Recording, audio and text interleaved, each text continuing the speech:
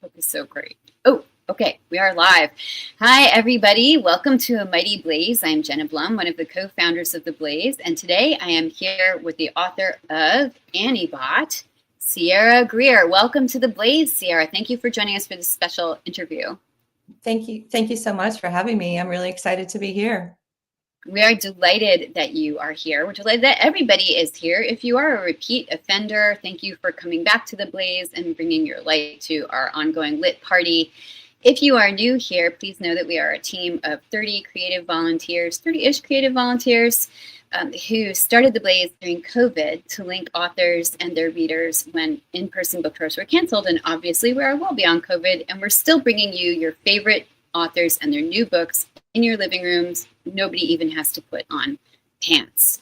If you like what you see here, please give us a like or a follow on Facebook, on YouTube, on TikTok, on Twitter, which I refuse to call X, on Substack. We are ubiquitous. And please consider signing up for our newsletter at www.amightyblaze.com.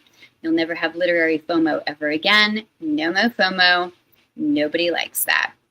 And now, without further babble from me, again, I'm going to welcome our guest, Sierra, by reading your bio. Sierra, are you ready for your bio? I am so ready. Let's have it. All right. You're the first author who said that. Usually people are like, oh, okay, if you must. Well, bring it on. Buckle up. It's you. Sierra Greer grew up in Minnesota, which we were just talking about in the green room. Go Minnesota. Go Bears. Go Vikes. Before attending Williams College and Johns Hopkins University, her novel, Antibot, which every time I say it, I have to hold it up so it appears, is the winner of the 2025 Arthur C. Clarke Award for the best sci-fi novel published in the UK. A former high school English teacher, Sierra writes about the future from her home in rural Connecticut. Is that where you're joining us from today? That's where I'm from. Yep. Nice. Nice. Well, I am adjacent in Boston, writing sometimes about the past, sometimes about scary things. So let's talk about Antibot. I loved this book. I was telling Sierra in the green room that I devoured it in one sitting. And I always feel bad saying that to authors because it takes years to write a book and then people eat it in a night, like Thanksgiving feast. But tell your readers who may not have yet had the pleasure of reading Antibot what it's about. Okay. Well, and first, let me say again, thanks a lot for having me on. This is really exciting for me. Antibot is the story of Annie, the titular character. She's a robot, and she is designed to be the girlfriend of her owner, Doug, a guy who he's very lonely, and he's recently divorced, and he wants to have a companion. So the problem for the two of them is that he likes it when Annie behaves in a more human-like way, but as she learns to lie and begins to have more human desires, she also becomes more complicated, and that messes up the relationship. So in a nutshell, that's what it's about. Really, that's such a lovely and concise description, and it's so much sweeter than the way I would have described the book, which is, I've been telling people this book is like The Handmaid's Tale, except it's written from the point of view of a very human-like bot. And again, we were discussing this before everybody jumped on, but I'm wondering if you agree with that description. Does it strike you that way now that you're on the other side of writing it? Well, anytime that anybody compares my work to Margaret Atwood's, of course, I am so honored. That's really very kind of you. I appreciate that.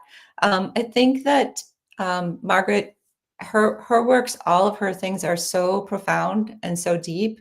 I was not consciously thinking about The Handmaid's Tale when I was writing Annie's story, but then afterwards, when people told me about their comparisons, I said, I thought I can see that. I can see that there.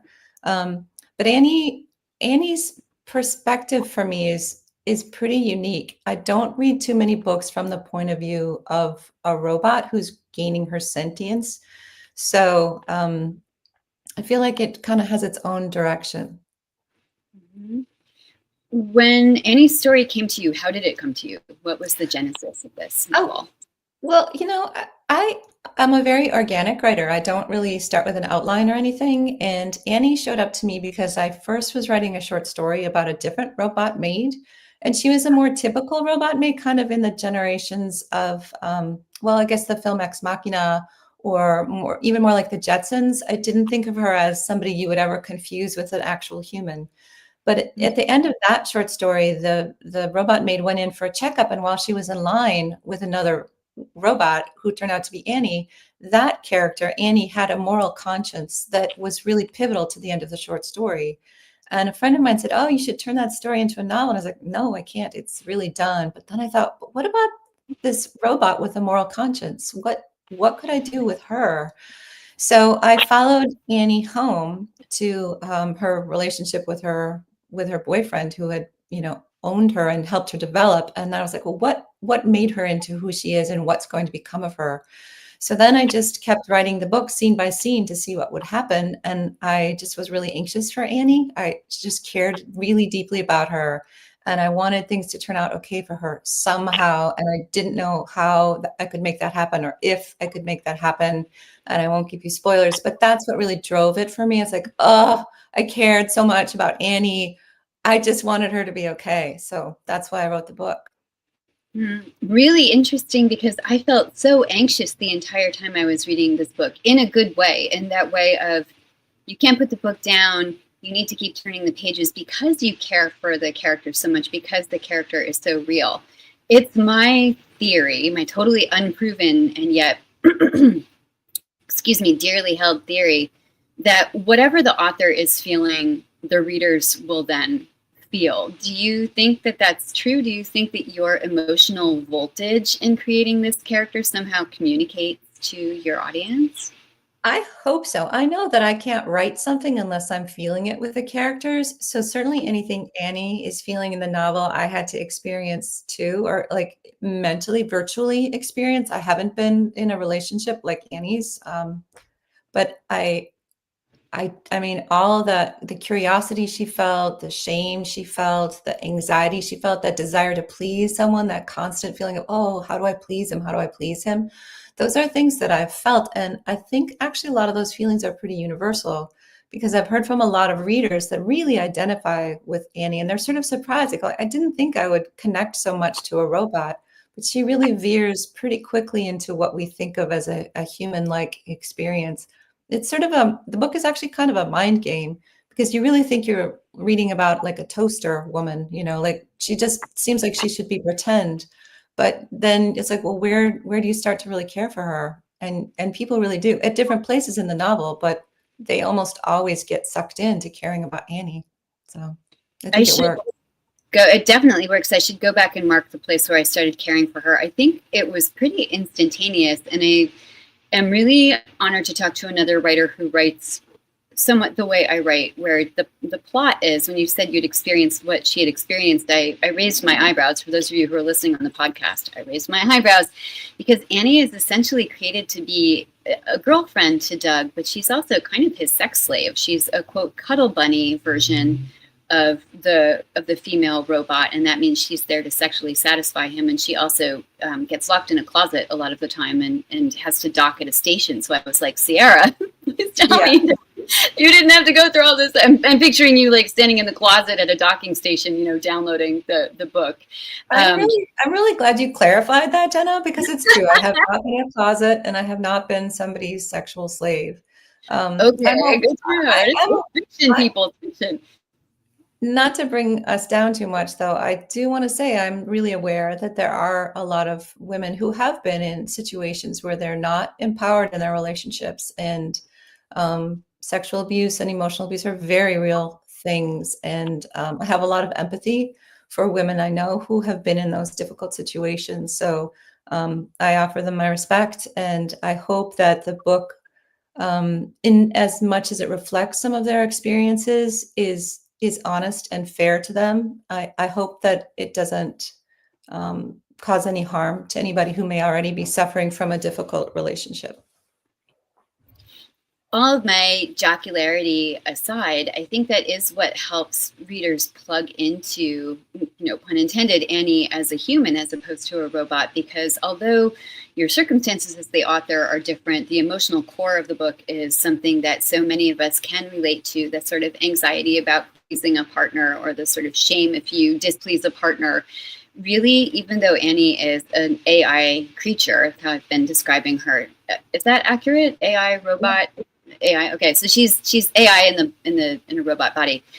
she has that human subset of experiences. And the reason I was laughing is I used to write historical fiction, and I would mock up as accurately as possible the circumstances. So when I was writing my first book, which was about Nazi Germany, and the main character worked in a bakery, like I had this whole like German girl outfit, and I baked everything that appeared in the novel, and that's why I was suddenly picturing you in a closet at a docking station. So, but I think that I was drawing on sort of similar emotions of powerlessness and trying to ascertain the mood of one's captor, or the mood of one's owner, if you will, for my character. And those of us with trauma backgrounds, or readers with trauma backgrounds, I think will recognize the thumbprints of those emotions. Yeah. Why robots? Why robots? What led you to write about robots first in the short story, and now this book that has been so well received? You just sort of cast around for different ideas sometimes. And there was something really freeing about writing about this robot character.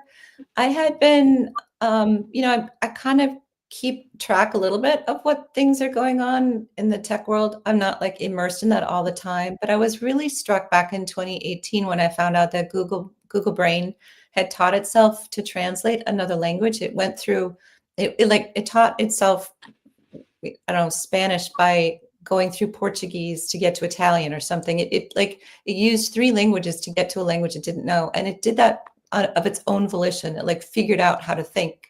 So I was really struck then by this idea that these machines were really going to be innovating and thinking in a creative way that I had not anticipated at all.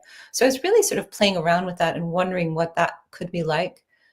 It's not like I had written a bunch of robot things before, and then this one emerged from that. Annie was really her own character who just sort of showed up on the page and then just haunted me. This was happening also during COVID. And I was so surprised by what was going on with Annie, and she was so far outside my comfort zone that I didn't even tell my family what I was working on while I was doing it. I just wrote the whole first draft like in secret, kind of like going, what am I writing? This is so crazy. Nobody will ever want to see this or anything. So that it was sort of a scary, weird experience. And then finally, when I sent it to my agent and started talking to my family about it, they're like, oh, that's actually a really good idea. That sounds really cool.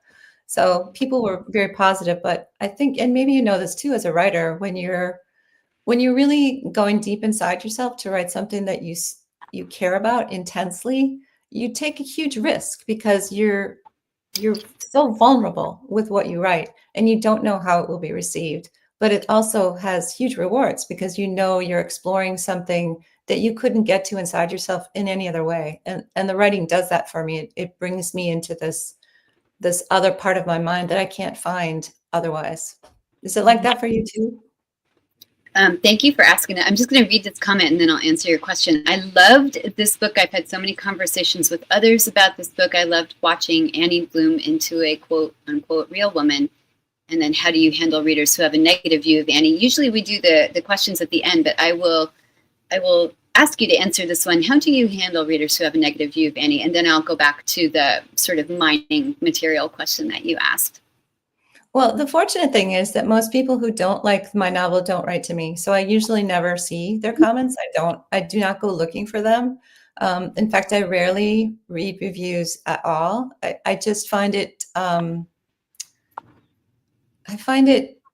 it just takes me into this world of other people where I begin to care about their opinions. And I do care that readers are invested in my novel. That matters to me a lot. But there's something about getting like a one-on-one critique from somebody who I don't even know that can be very jarring for me. So I usually avoid reading reviews. I'm so glad I'm spared that. I'm just spared people who don't like Annie. They can tell their friends. They don't have to tell me. Right? No, that's really nice. I highly recommend that all authors not read their reviews, because you know what? The book is done.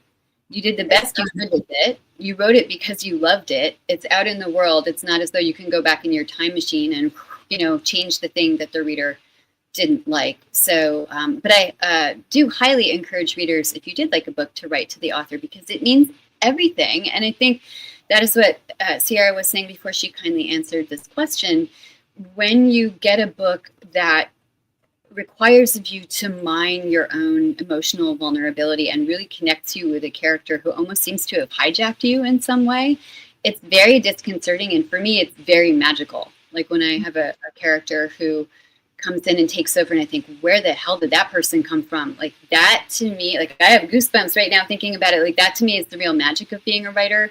It doesn't happen to me with every book, but when it does, I almost feel more vulnerable about putting those books out because I feel protective of that character. So, Definitely.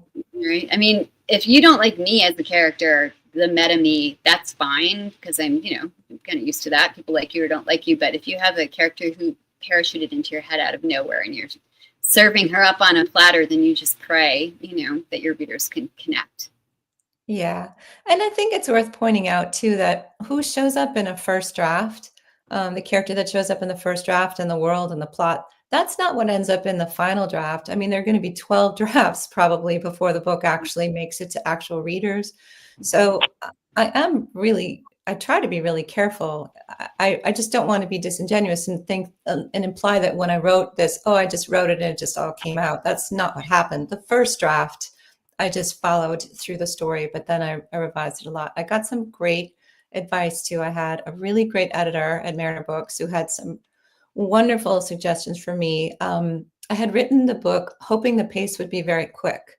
I didn't want it to drag at all. And she really wanted me to fill out, especially the last third of the book. She said it's just going by too quickly. People won't have a chance to really think about what's happening there. And I was like, well, I don't want to slow things down. She said, you really need to take a beat here. You need to pause. You need to sort of develop what Annie's thinking. That was really, really great advice. So I did. And there are times when you can't see things for yourself as a writer, and someone will give you a suggestion. And even if you resist it at first, you can try it. There's another section in the novel too that I had not included in early drafts. And my agent said to me, you really need to fill in this section of 48 hours that happens. I'll just say it's during a bicycle ride. So for people who know the book, they can place it. But if you haven't read the book, that's not really a spoiler. But I hadn't intended to develop that period of time because to me it wasn't important. And my agent said, you really should see what happens during this time period. And then those chapters ended up being some of my favorite scenes in the whole novel. So again, you can't always see for yourself what you need to do with a book. And if you have readers that you really trust, then that can be vital. And it's so lucky to trust your editor. Working without an editor is like trying to cut your own hair, I think. Oh my gosh. Yeah. Get it like sort of right, but there's a chunk in the back that is not so great. I have a question about this. I was so curious. There's a setup in the book, and I don't think it's a spoiler, and I'll try to say it as non-spoilery as possible. But the book to me was so tense, partly because the setting is very intimate and almost to me deliberately claustrophobic, and I mean that word in the most deliberate way. It's like a hostage situation to me. And forgive me if I'm saying this in a more dark way than you intended, but Annie, who I come to care for so greatly as a person, is there to do the bidding of her owner, Doug, and she's so attuned to him that she can tell when his displeasure is at a 3 or a 4 or a 6, and she feels acute pain when his displeasure rises. That's how she's programmed. And there is a situation in which she really displeases him right before they're supposed to go to Las Vegas for a bachelor party. And he's going to, they've been really preparing this. It's a big deal for her. She's being taken out into the world and passed off as a real woman. And then it's not, I don't think, too much of a spoiler, like that doesn't happen. But I'm wondering if there was an alt, like I have these ghost books or ghost scenes or ghost chapters in my own books, sometimes appended to chapters that version of them didn't make the final book. And I was wondering if there was like a Las Vegas section in there somewhere. There's not a Las Vegas section. Las Vegas. I didn't know what was going to happen in the novel until I reached when I reached the discussion about that. So I was preparing to write a Las Vegas section. I was preparing for that. And that was in my world, my consciousness of the novel, just as it was in Annie's, because she was expecting to go. So because she was expecting it, I was expecting it too. And that it didn't exactly happen the way that I predicted it would happen. I actually was terrified for her to go to Las Vegas, just because of the mood that Doug was in. So the novel's turn surprised me, and it will surprise you too if you haven't yet had the pleasure of reading this book. Did you feel when you were expanding the short story, did you intend this sort of hostage two-person setting of the novel to be the entire novel? I mean, it could almost be a play in some ways. Yeah, it does feel like a play to me a little bit. I'm reminded sometimes of Streetcar Named Desire and how, how the people are really stuck inside. And I feel like the limited setting was actually really important to the development of the characters because they are both of them in a way caged together. We get Annie's perspective of her life and we get her perspective of Doug. Doug gets to leave the apartment because he's a man with a job and friends and he goes out and about. But she, for the first chunk of the novel, does not get to do that. And it's really important. It also, for me, echoed the feeling I had during COVID when I felt trapped. So I kind of channeled that into the novel. But that claustrophobia is also highlighted in a way because later in the book, when she does get to leave the apartment, that sort of reflects her own growth as a character and Doug's as well. So yeah, I think like in most books, the setting ends up being really critical to what's happening with the plot and the characters and the theme. So mine, it's all very tightly woven together. It was fun to play with, honestly. I'm glad it was because it was, as I said, really unnerving to read, but in the best sort of tense, on the edge of my window seat way. I think that having Annie and Doug in the apartment, even when she's there by herself thinking about what can she do to please him or what does she need to do when he gets home, her attention to him is so magnified that small things become really significant. And that is what created for me the almost breathless feeling of dread, because should he become angry, like he can injure her so easily. And I really did come to care for her so much so quickly. So I thought that that was really genius. So did you think that Doug is an unredeemable, irredeemable, really kind of a villain? What's your take on him? I love that you are asking me the questions. This is super fun. I was just about to ask you about Doug and say, talk about Doug. Let's talk about Doug. Ah, I would like to hear what you think about Doug first, or I can tell you what I thought about Doug and you can tell me if it was what was intended. Maybe not. I might be bringing well, my own I lenses. think how people react to the novel is totally legitimate. I mean, I know some people do think he's just absolutely heinous, and there are other people who think, well, he's kind of familiar and he's not that bad and he grows. So I think there's a big range of reactions. What I do find is that um, I was trying to create somebody who would be believable. And it was important to me that we got to know him really strictly through Annie's eyes. So it's a very narrow vision of him. You're not seeing him from the perspective of his ex-wife or of his mother, of his coworkers. There's some hints from the people at Stella Handy, the company where she goes in for her checkups. There are some hints from the workers there that they think of him as a good guy and a good owner. So there is some outside evidence that other people think of him as a decent man. But when you see him in the privacy of his home, with no inhibitions at all, when he can do whatever he wants, he's really exposing all the sides of himself, and some of them are not very pleasant at all. He does not feel any responsibility towards her that he would feel towards another human. And in some ways, I mean, just as I identify with Annie, I have to say, in some ways, I identify with Doug too. And I wonder, what would I be like if I owned somebody? Am I an inherently good person, or would I be cruel? And I think that owning somebody else can make you cruel. I think it can. So those are some of the ideas I was playing with when I was working on Doug's character. And now, what do you think? Really interesting. Thank you for asking me. I think if you own a pet, you probably know who you are as an owner. And I do Right. think that, I mean, I have a black lab and I had an old black lab I was taking care of in his extremity when he was very old. And the thing I will never forgive myself for was being cross with him when he was very old and the caretaking was tough. And I know I should give myself some grace on that. I never will, like I just won't. There are these moments where I was cross and I was cruel, and that's probably how I would be as an owner. But, 90% of the time, I think, sort of decent. And I think Doug, so here's my take on Doug. So first of all, I know men in my life personally who have, quote, mail order brides, who have wives who they, basically imported from other countries. They were guys who would not have had families and companionship in another way. And I feel as though Doug is working with the AI version of what we used to call the mail order bride. And he definitely has the power hand in this relationship. And when I back out of that, I had this image while you were talking, Sierra, of walking through an airport concourse and looking into a bar and seeing a guy, like a business guy in a bar, who's wearing like a polo shirt with the collar flipped up, looking at his phone, scrolling through his phone, either looking at business stuff or, looking at socials or whatever. And he's really isolated. Like he's successful enough in the world, but in terms of human intimacy, he's really isolated. Somehow he just kind of missed the boat on that and it didn't work out.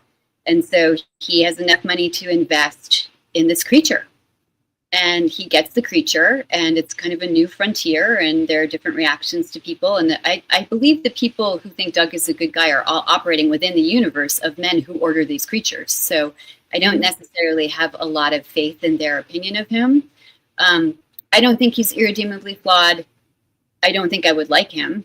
And I think that despite his vulnerabilities, in the end, he reminded me of a substrata of men who think they're doing the right thing for women and think they're really good guys because of that, because they show some generosity toward their subservient partner, and like pat themselves on the back for it about how great they are, and they're really awful.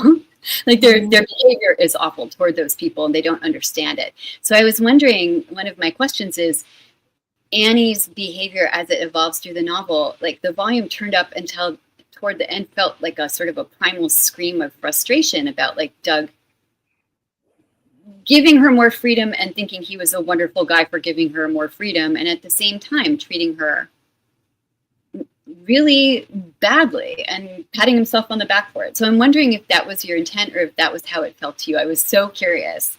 I think you've got it. I think you're really right there with what I was hoping to portray, because I do think there are I think Doug is recognizable, as you're saying, as a really lonely man who doesn't really know what he would need to do or how he would need to change to have a true relationship with somebody.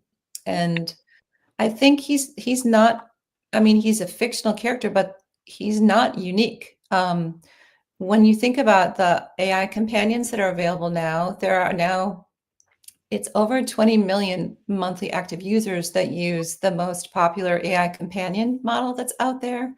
So there are already a lot of people who they haven't ordered, they don't have bodies that they can bring home that have these relationships with, but they are, a lot of them, in really deep emotional relationships with AI companions. That is happening now. There's a huge need for it.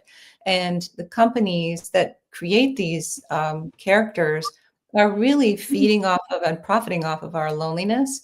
So I'm not sure where the problem begins. Is it that we are naturally lonely people, or we're more lonely now than we used to be? How do we solve loneliness? And is it really computers that are going to do that? There's so many questions here that don't have answers, but deep down, I think if you have a chance to connect with other people, and you can do that, whether it's through books or in a book group or with your friends or going out to have a cup of coffee or joining your Frisbee team or your club or your church, if you can find some way to connect with people, I think that kind of connection is really desperately needed right now. It's not always a romantic love, but it's a connection we need with each other. There's so much food for thought in this conversation, so much food for thought in this book. These are exactly the kinds of questions I think people are grappling with in a post-pandemic world in which we thought we would all rush back out to reconnect as human beings again. And instead, what I personally have found, and I see a lot among my cohort, is people are like, oh, I could go out, but I'd really rather stay home and we can do this on Zoom and it's a little easier, and sort of increasingly digitized existence. And I do know people who would rather talk to ChatGPT about their psychological problems and have said to me, oh, I asked this, of ChatGPT, and it said, blah, blah, blah, what do you think? And I'm like, you asked ChatGPT before you asked a human this question? Like, that is a bit concerning. One of the things that strikes me that I hadn't thought about until now is that I don't blame Doug for being lonely. Like, loneliness is an epidemic, and loneliness is a literally killing epidemic. It actually takes years off your life if you're really isolated. Some people just don't have the tools to bridge that gulf. I think one of the things that makes Doug a thorny character for me, and so recognizable and so interesting, and a good sort of antihero in this book, is that instead of doing the work to bridge the divide between himself and other humans, he throws money at the problem and buys a companion. And I think, so not only is there an instinct that I think we all have to watch for in an age of increasing accessibility to digitized companions, which is, I'm just going to do this because it's easier. I don't feel like texting. I don't feel like talking. I don't feel like getting dressed and going out. It's also like throwing money at the problem. There's a sort of class element to this. Like, later in the book, Doug starts to get paid for his interactions with Annie because they become a kind of a case study. He's making a buttload of money off his relationship with this woman he is subjugating, this human robot, and really sort of chortling over it. And so there is a subtle commentary too on people who can afford to buy this sort of Tesla of AI companionship versus maybe the rest of us who are just stuck with Claude. Right. That's true. That's definitely there. That's definitely there. Okay, so I saw the last call for questions, Sango. I could talk to you for hours and hours. I have a couple of more sort of writer making the sausage questions, and then I promise I'll throw it over to our audience who have been very lively in the chat. One of my questions is about sex, because I write a lot of sexual stuff, and I get some pushback from readers about that, and get embraced by other readers because of it. I thought it was really brave the way you described sexuality in this novel. I hope it's okay to ask this question.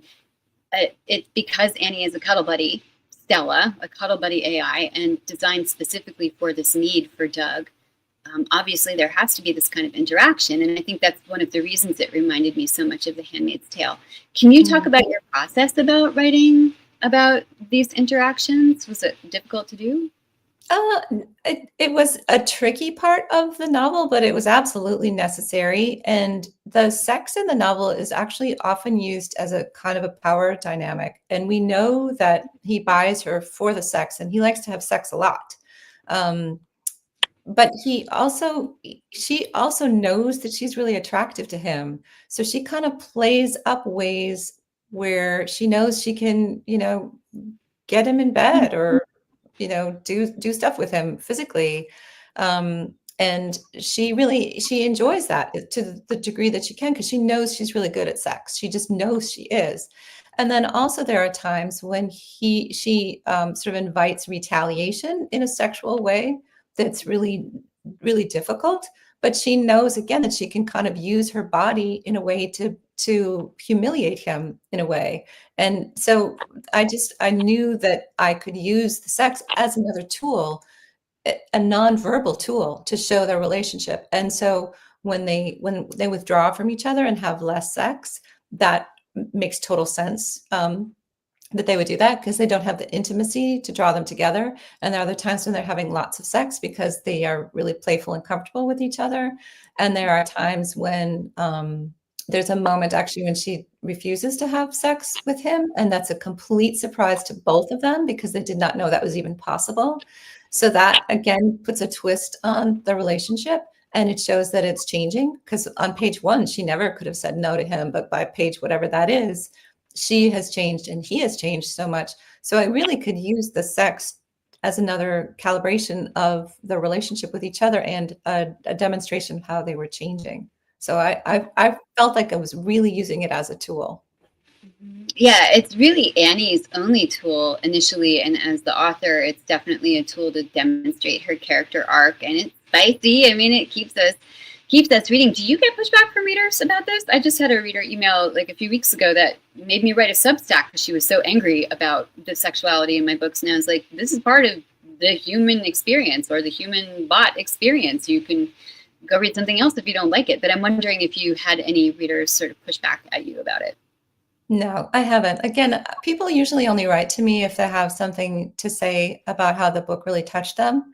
So I've heard from people that really care about Annie. I've heard people that will talk about themselves as a reformed Doug and talk about how they feel really badly about the experiences they've had in the past, and they feel like they've changed and they hope that they've grown.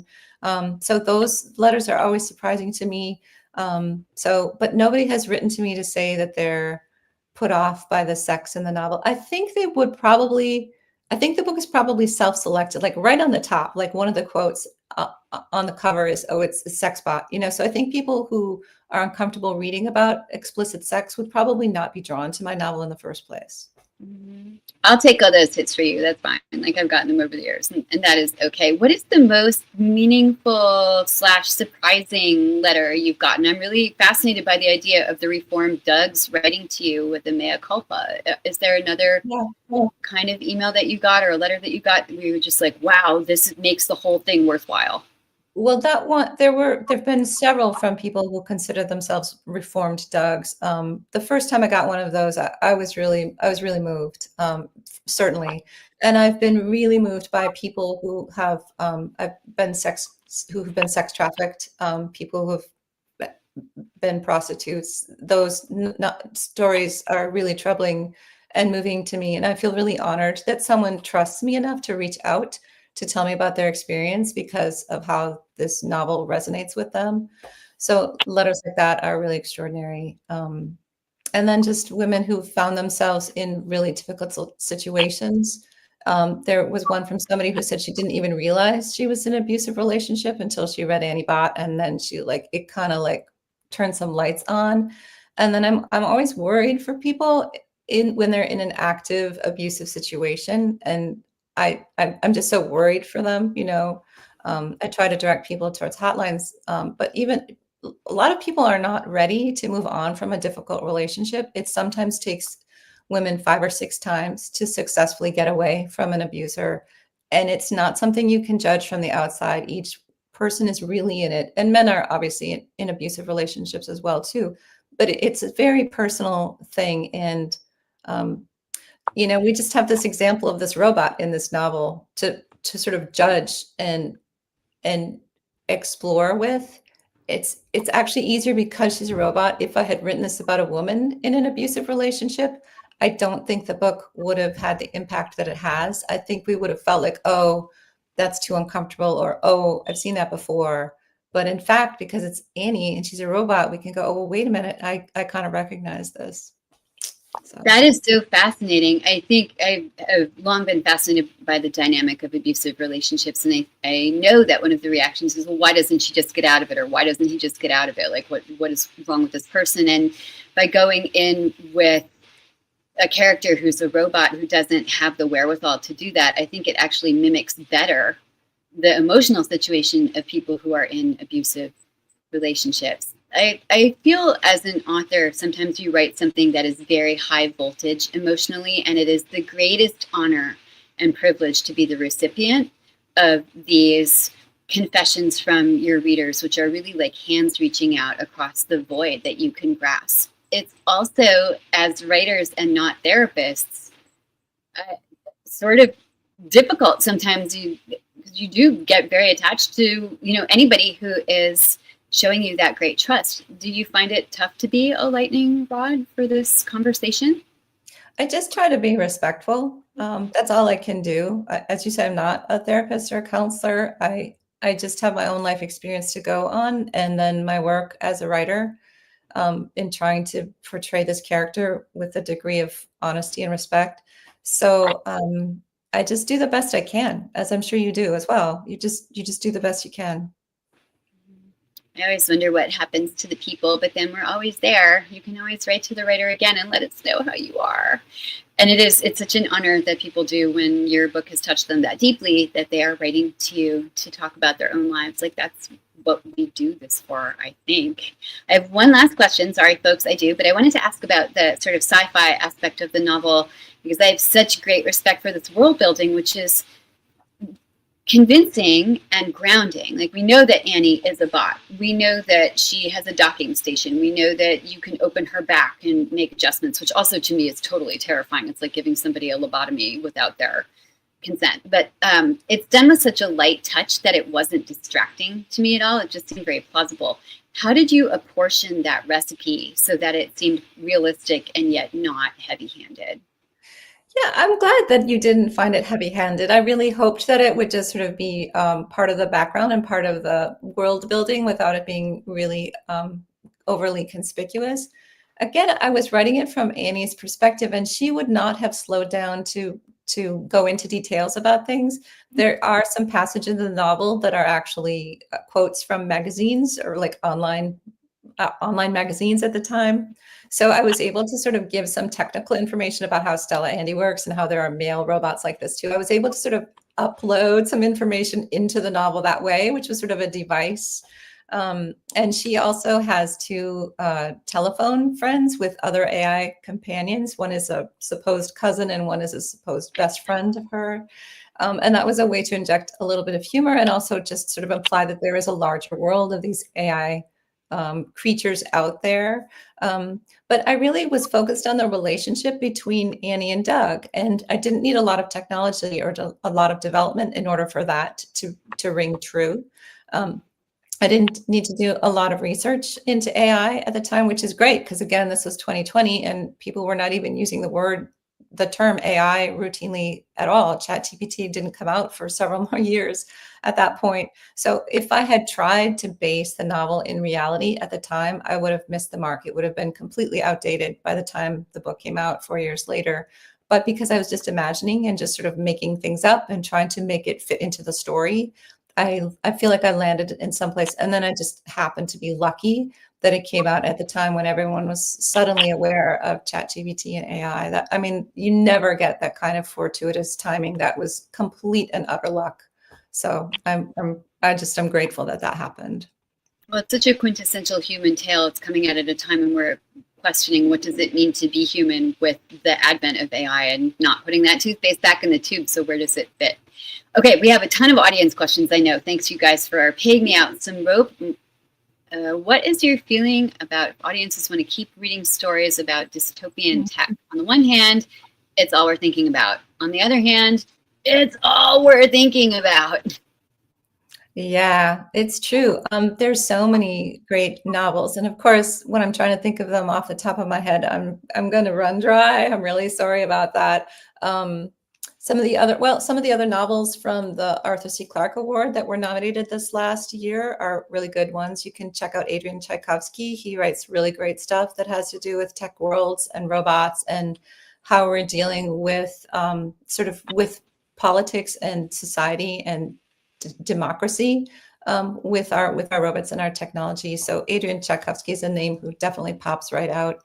I really liked a book by Sylvia. Where is it? I have one. Hold on. Luminous, Sylvia Park.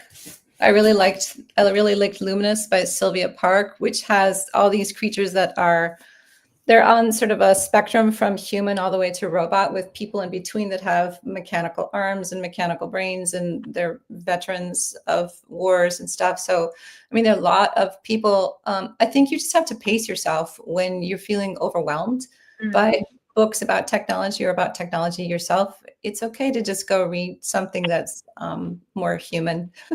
And then when you really want to dig in, you should just go for it because there's some great stuff out there. Like, have a little Dostoevsky break and then come back. Okay, Rachel says, hi, Rachel. Rachel is an amazing librarian from the Oklahoma Panhandle who I love so much. Hi, Rachel. Is Doug based on someone you know? No, I did have a relationship with somebody back in my 20s that was very brief because I figured out very quickly that I did not want to be in a relationship with that person. He was rather controlling. But I didn't know him to the depth that I know Doug. I don't personally know somebody like Doug. He's not based on someone I actually know. Great questions, Rachel. So, and this is from Ellen, who is our on-air host for our debut spotlight. So, is Doug an immature man who cannot handle an actual human? So Doug Byrne here. Yeah, I get that question. Certainly at the beginning of the novel, he would not be able to handle a relationship with a real human at all. Um, I think he changes. I think he changes. I'm hopeful. I'm an optimistic person. I think the part two of that question, which Mark just popped up for us, was, is he a control freak who would just want his partner to stay in a box? And despite his evolution, do you think that he might retain that instinct toward control? Or do you think it's possible for him to step outside that? You know, I actually tried to write a sequel to this novel. I tried like 5 different directions to figure out what could happen afterwards, and none of those directions worked for me. They just I could not get a direction that appealed to me enough to try to work it into a whole novel. So, I think that Doug's a fascinating guy. I think he's definitely a control freak. I mean, that's in his nature. He likes things neat. He likes things to be, yeah, to be controlled. I think it's going to be really hard for him to give that up. But again, as I just said, I'm an optimist. He was willing to go to therapy at one point. I think he might, because of the experiences in the novel, I think he might be willing to keep working on himself. Nice. Okay, good. So we have a sunny perspective on Doug. Okay, Imho, in my humble opinion, the heart of this book is a single relationship dynamic, Annie and her subservient relationship to Doug. Do you think good stories are often unpacking one rich dynamic like this? Interesting question. Oh yeah, that's a great idea. I think I think that worked for me with this novel. I think it's hard to write something that's so intently focused, and this book really depended on what was going on with the two of them. So, um, I think that there are other great stories that don't do that. I think there are some great stories that can have a much larger scope. I really do. But for one like this, that's going to be focused. You have to dig. You have to dive all the way in. You have to just no holds barred. I'm going to deal with this relationship singularly. So I think what I had to do.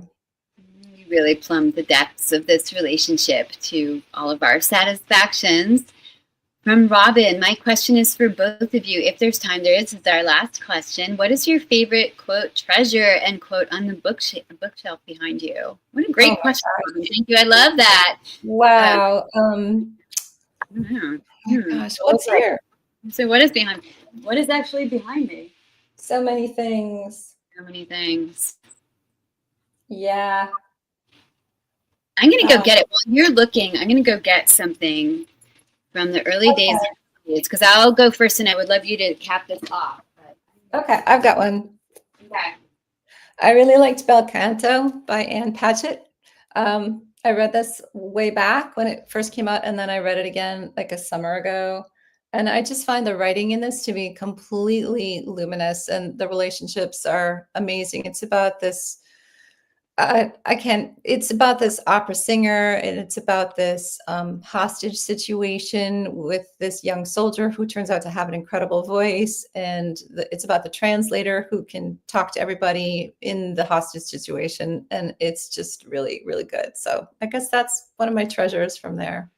I love that. I loved Bel Canto. That's my favorite Anne Patchett besides her essays. I love them very much. And I have many treasures. Like I have all my books, all my own books. It's my ego shelf and a poster for the new book. But what I'm going to show you guys is this plaque. I don't know if you can read it, but a friend of mine, this like my pandemic boyfriend, made this for me during the first days of Blaze and sent it to me. We had never met in person. We were long distance, and then the pandemic hit, and we continued this relationship throughout the pandemic. And when I first started Blaze, he sent me this plaque, and I have it at my back every time I do an interview. So thank you, Tom Tamaki, if you're watching, the organizer of this Sanibel Writing Conference. Really, really good guy. But I will say that I think I am really going to treasure this book. This is the treasure on the bookcase behind you too, Sierra. I really love this book. I'll be thinking about it so much. If you do write a sequel or a spin-off about some of the other bots, I know that your audience will be thrilled. You've sparked such a provocative conversation, not just here on Blaze today, but among all of your readers. And it's no surprise the novel has had the reception that it has. So thank you for coming on Blaze and letting us ask you even a few of our questions. Thank you so much, Jenna. The pleasure was really all mine. Thank you. Thank you. And happy writing. Oh my God, we can't wait to see what you do next. Thanks. Okay, everybody, thank you so much. That wraps it up for today. And please join us on Blaze on Friday when I'll be interviewing Lisa Borders about her novel Last Night at the Disco. But meanwhile, happy reading. Go out and buy at least 4 or 5 copies of Antibot and give it to everybody, because it is the book we should all be reading and recommending right now. Thanks, guys. Have a good afternoon. Bye.